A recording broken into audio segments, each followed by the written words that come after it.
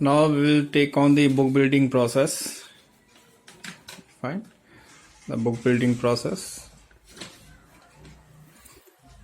These are the steps which is given on page number 77. The first step, book building process. That means how IPO issue is being processed. The issuer company proposing an IPO appoints a lead merchant banker as a BRLM.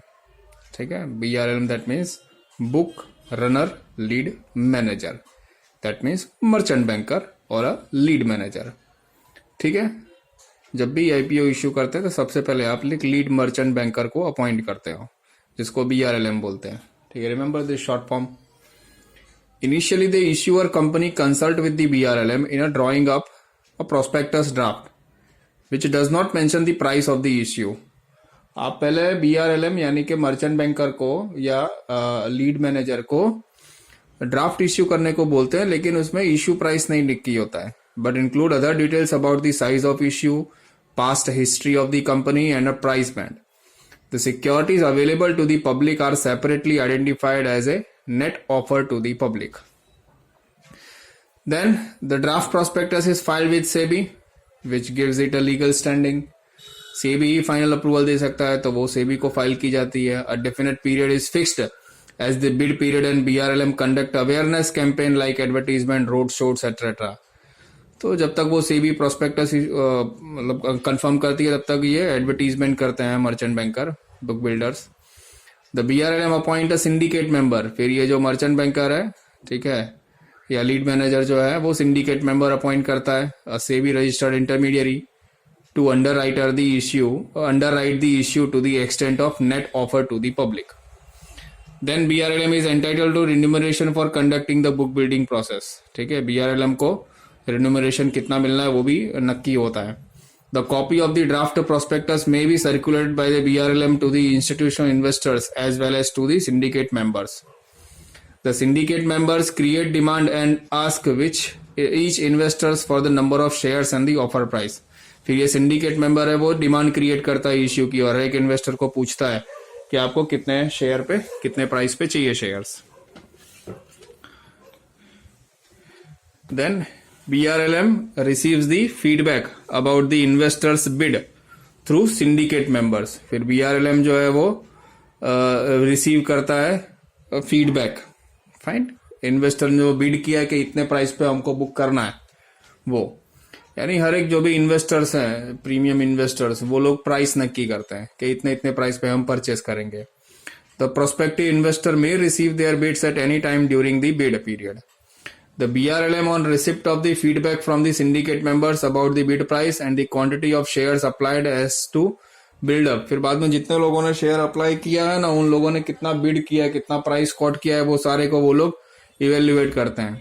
On receipt of the above information, the BRLM and the issue company determine the issue price. फिर बाद में सारे जो investors हैं उनके price band को, उनके coated price को इवेल्युएट करके फिर वो लोग प्राइस डिसाइड करते हैं शेयर की. This is known as market clearing price. The BRLM then close the book in consultation with the issuer company and determine the issue size, placement portion and public offer portion. फिर बाद में वो लोग क्या करते हैं, decide करते हैं कि कितने शेयर हमको प्राइवेट प्लेसमेंट करने और कितने शेयर हमको IPO पब्लिक ऑफर में पब्लिक को देना है. Once the final price is determined, the allocation of securities should be made by the BRLM based on prior commitment.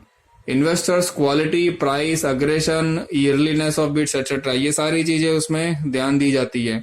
Lead manager ये सब देखता है कि जो इन्वेस्टर्स है उसका कमिटमेंट क्या है, उसका क्वालिटी क्या है, कितने पैसे लगा सकता है, फाइन, इसका अग्रेशन क्या है.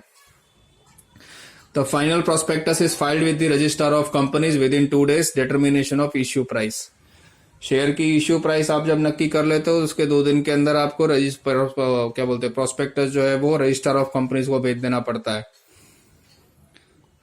2 different accounts for collection of application money, one for the private placement portion and other for the public subscription. दोनों के लिए अलग अलग अकाउंट मेंटेन करने पड़ते हैं कि आप प्राइवेट प्लेसमेंट में कितना दे रहे हो और पब्लिक को IPO में कितना ऑफर कर रहे हो. The placement portion is close the day before the opening of public issue. यानी कि जो प्राइवेट प्लेसमेंट वाला शेयर आप किसी को दे रहे हो तो वो पब्लिक इश्यू से पहले, एक दिन पहले आपको फिनिश कर देना है. The BRLM is required to have the application form along with the application money from the institutional buyer and the underwriters to private placement portion.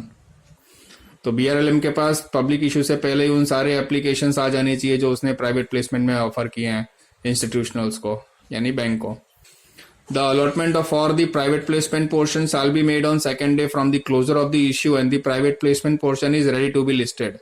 The allotment and listed of issue under the public portion must be as per the existing statutory requirement. And finally, the SEBI has the right to inspect such records. Finally क्या है, SEBI के पास ये right होते हैं कि वो BRLM की process यानी लीड मैनेजर की बुक्स और से सारे जो रिकॉर्ड्स है उसको चेक करें. ठीक है, थैंक यू.